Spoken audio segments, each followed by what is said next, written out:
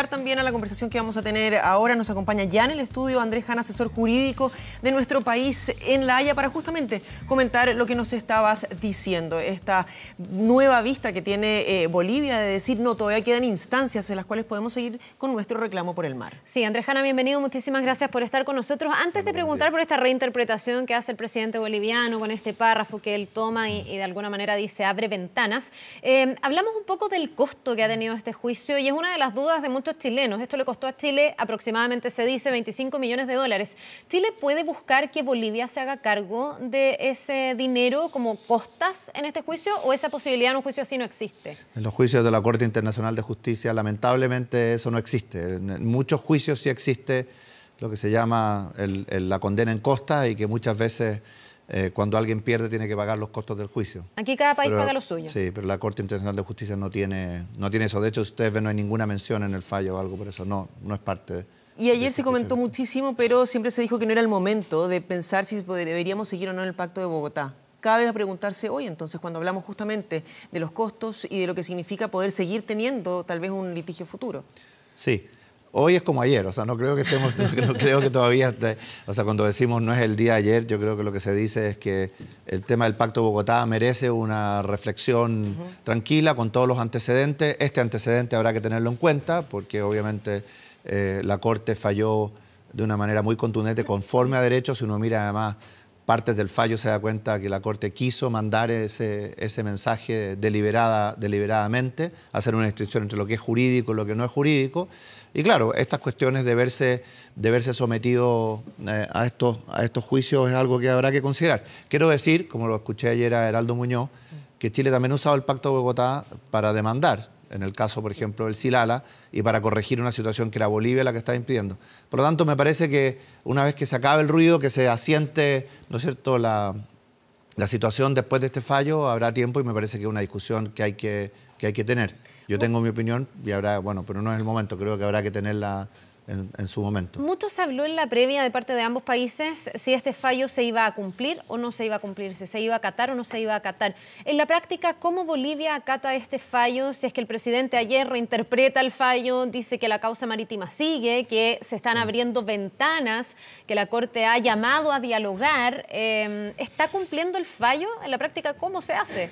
Sí, a mí me parece, cuando yo escucho que Bolivia dice que van a cumplir el fallo o dicen estas cosas, me parece...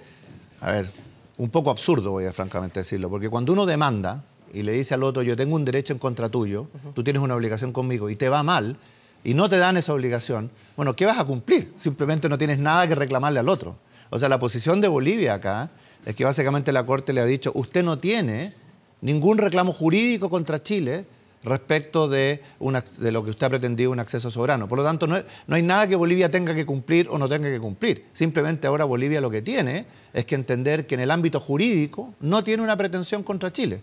Y por lo tanto, todo su reclamo o potencial aspiración, como lo decía el presidente ayer, está plenamente en el ámbito de lo político. Ayer Evo Morales dice que la Corte invoca al diálogo, que no fue lo que todos vimos. Más bien la Corte dice una cosa normal de relaciones de buena vecindad y dice, bueno, esto no impide que se siga dialogando, pero él dice, invoca al diálogo. ¿Hay esa invocación por parte de la Corte? Sí, yo no quiero parecer arrogante, pero ayer lo conversaba con el agente cuando estaba por subirse al avión y decíamos, ¿valdrá la pena comentar siquiera eso que dice? Porque es tan evidente que lo que la Corte hace es algo completamente distinto. Si uno mira el fallo, la Corte en el párrafo 175 dice, mire, yo he revisado todos los antecedentes. De hecho, hay una frase de la prevención de Yusuf donde dice, no hemos dejado sin dar vuelta ninguna piedra, en inglés medio mala traducción, pero sin dar vuelta ninguna piedra para ver si alguno de los hechos podría entenderse que había una obligación de negociar. No hemos encontrado nada, dice.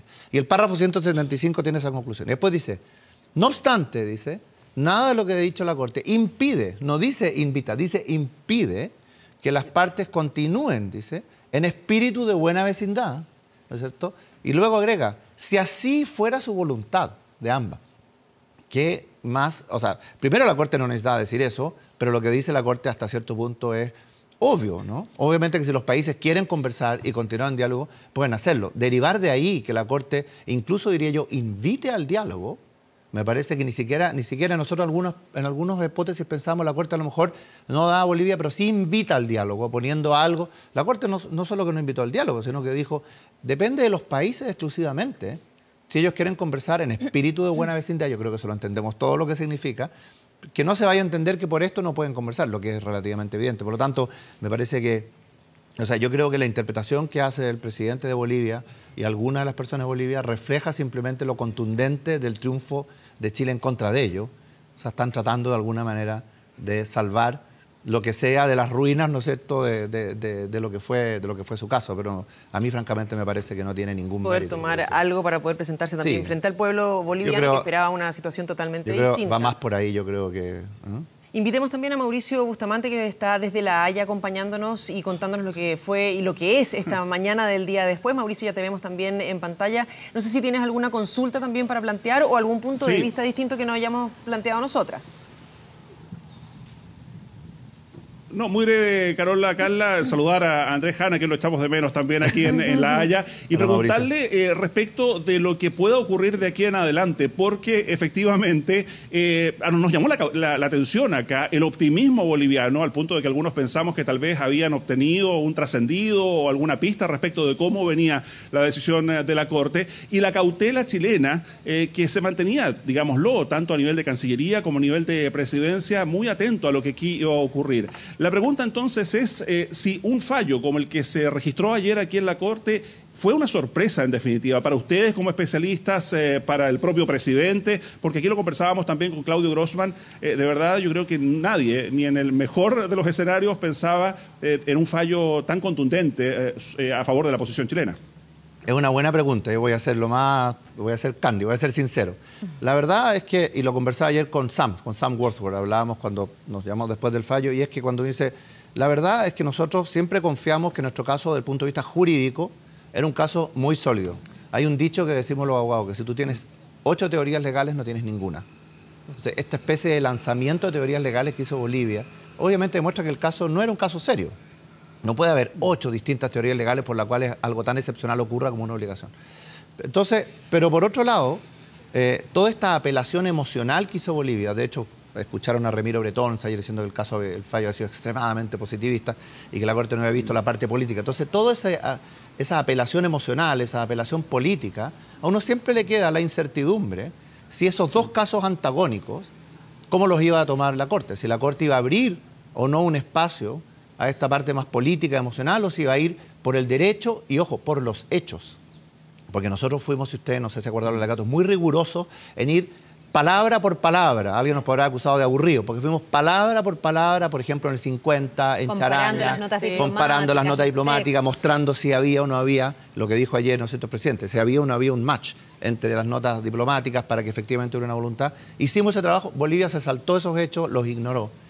Y cuando uno ve la decisión de la Corte, lo que hizo la Corte es que la Corte no le creyó al caso de Bolivia y sí le creyó al caso de Chile. Y yo creo que eso explica la contundencia de la decisión, porque los casos eran casos completamente en ese sentido separados. Bueno, y fue lo que planteó también la Corte al dar su respuesta, la posición de Bolivia, lo que alegaba Chile, y finalmente cuál era el veredicto de la Corte. Entonces, respondiéndole a Mauricio, creo que lo que ocurrió es que precisamente ese caso que nosotros planteamos, en el cual siempre confiamos, pero uno siempre reservado, porque recordemos que en Perú nosotros teníamos, y yo sigo pensando toda la razón, creo que la Corte ahí hizo una construcción jurídica algo particular, ¿no es cierto? Entonces teníamos la duda de cómo la Corte iba a tomar este alegato tan emocional, este alegato tan político, Bolivia, y la Corte no lo compró en nada. La Corte dijo, yo soy una Corte de Derecho, lo dice Yusuf ayer. Ahí quería llegar. Yo no sé si la Corte se sacude de este como prejuicio con el que esperamos el fallo, porque vimos en el ambiente también varias voces que alertaban de una Corte salomónica, que le gusta darle un poco a cada uno. Muchos hablaron que había que incluso llegar a retirarse del Pacto de Bogotá, que es una discusión que tendremos más adelante, y otros que incluso llegaron a decir que había que desconocer el fallo. Sí, correcto. Sí, alguien me decía ayer, bueno, después de todo la Corte era política. Porque el fallo tiene una posición respecto de esta es una Corte de Derecho y nosotros no vamos a entrar en el juego de alguna manera de apartarnos de eso, como le decían, esto es una Corte de Justicia, no de Derecho, y la Corte creo que en ese sentido tomó la posición de mandar un mensaje claro, y yo creo que hay otro elemento que hay que tener en consideración. y es que lo que estaba en juego desde el punto de vista, no de Chile-Bolivia, desde el punto de vista del derecho internacional, esta línea que divide lo político de lo jurídico, de hecho lo dice también Yusuf en su prevención, dice, this is the lifeblood, no sé cómo se traducirá eso, pero es como, ¿no es cierto?, la esencia de la diplomacia es esta posibilidad de negociar sin que exista una obligación jurídica. Por lo tanto, hay que tomar con mucho cuidado. Yo creo que la Corte claramente marcó esa línea y dijo que el umbral era un umbral exigente y se fue por el lado jurídico más estricto. Tenemos a Mauricio también en pantalla. Mauricio, ya vamos a estar también contigo, pero Andrés, muy cortito preguntarte cuándo se pretende que haya una siguiente instancia, que es lo que se ha repetido en reiteradas ocasiones por distintas autoridades de Bolivia. ¿Se puede pensar, por ejemplo, en la Corte Permanente de Arbitraje? ¿Ya no hay otra instancia? ¿Esto se zanjó aquí y aquí queda? Para discutir lo que se discutió ante la Corte Internacional de Justicia, es decir, si Bolivia tiene una pretensión jurídica, una obligación respecto de Chile, que Chile tiene que negociar acceso soberano, eso está completamente zanjado y terminado, nunca más se puede volver a discutir, tiene un efecto definitivo, absolutamente. Ahora, lo que tú mencionas de la Corte Permanente de Arbitraje tiene que ver con otra cosa, tiene que ver con una cláusula arbitral que está en el Tratado de 1904, que es otra materia que no tiene nada que ver, que no está relacionado con eso. Eso nunca va a conducir a una cuestión de soberanía de Bolivia respecto esa discusión. Alguien me preguntaba ayer la discusión respecto del libre tránsito, por ejemplo. Bueno, son discusiones si hay que cumplirlo de una manera u otra, pero no tiene nada que ver con esta discusión que representaba, digamos así, la reivindicación, la causa de la reivindicación marítima boliviana. Finalmente Bolivia la impulsó acá. Y esa es una discusión que está completamente Claro, que uno se pregunta cuáles son las ventanas que ve Bolivia. Mauricio, estamos contigo. No sé si quieres decir algo respecto de lo que está contándonos Andrés o también tienes alguna otra consulta o punto de vista. No, solo complementar, y con esto ya cerramos nuestra cobertura acá desde La Haya, respecto de lo que pueda ocurrir de aquí en adelante. Ya lo decía Gonzalo desde La Paz, los bolivianos tienen elecciones el próximo año, más allá de este acto de propaganda que acaba de hacer la presidencia boliviana con 100 personas aplaudiendo a Evo Morales a su llegada a La Paz, aplaudiéndolo, de verdad no se sabe por qué. Hay una oposición que está activa. Aquí mismo el expresidente Carlos Mesa, de alguna forma, ya hacía trascender su intención de repostular a la presidencia. Las últimas encuestas serias en Bolivia le dan un 27% de apoyo, que es el mismo respaldo que tiene Evo Morales, un Evo Morales que además está cuestionado por parte de la opinión pública y de la ciudadanía, porque él tal vez no debiera siquiera repostular. Ya hubo un referéndum al respecto que él está desconociendo. Entonces, el tema de los costos políticos, de las ganancias políticas, porque también vamos a ver qué es lo que ocurre en nuestro país y, como pregunta Andrés, ¿cómo debiera seguir todo esto? Él estuvo ayer ahí en el Palacio de la Moneda, ha sido asesor de esta causa durante todo este tiempo. Si alguien se vuelve a conversar, ¿quién da el primer paso? ¿Es Bolivia el que tiene que invitar a Chile? ¿Es Chile el que tiene que invitar a Bolivia? ¿Habrá que esperar esas elecciones y que haya nuevas autoridades o las mismas autoridades en Bolivia? Con esta pregunta me despido. Bueno, Mauricio, creo que la pregunta es muy pertinente, pero es una pregunta de naturaleza más política y voy a ser cuidadoso en responderla. No la voy a evitar, pero voy a ser cuidadoso en responderla. El presidente Piñera, cuando se dirigió al país ayer, creo que fijó un poco lo que uno diría cuál es el tono de la posición de Chile. Dijo, y yo creo que eso es cierto. Chile siempre ha estado dispuesto a un diálogo constructivo en espíritu de buena vecindad con Bolivia, pero hecho sobre bases que Chile siempre reclamó y que ahora exige que sean respetadas. El Tratado de 1904, que no está en juego la soberanía de Chile. Y por lo tanto, yo creo que es un poco prematuro ver qué va a ocurrir, pero sin duda que la posición que adopte también Bolivia va a ser fundamental. Si Bolivia insiste en una posición reivindicacionista, por decirlo de alguna manera, y agresiva respecto a Chile, yo creo que va a ser bien difícil que se pueda caminar. Chile y Bolivia tienen decenas de problemas comunes que tienen que resolver en la frontera, cuestiones, ¿no es cierto?, lo hemos visto, de pasos en la frontera, cuestiones de narcotráfico, etcétera. ¿Cuán constructivo va a ser ese diálogo o no? Yo creo que va a depender, obviamente, de cuál sea la posición que quiera adoptar Bolivia frente a este reconocimiento que no tiene una pretensión jurídica de reivindicación marítima frente a Chile. Andrés Jana, muchísimas gracias por haber venido a conversar con nosotros y a discutir este interesante tema. Ya, muchas gracias a usted y saludos a Mauricio ahí en Sí.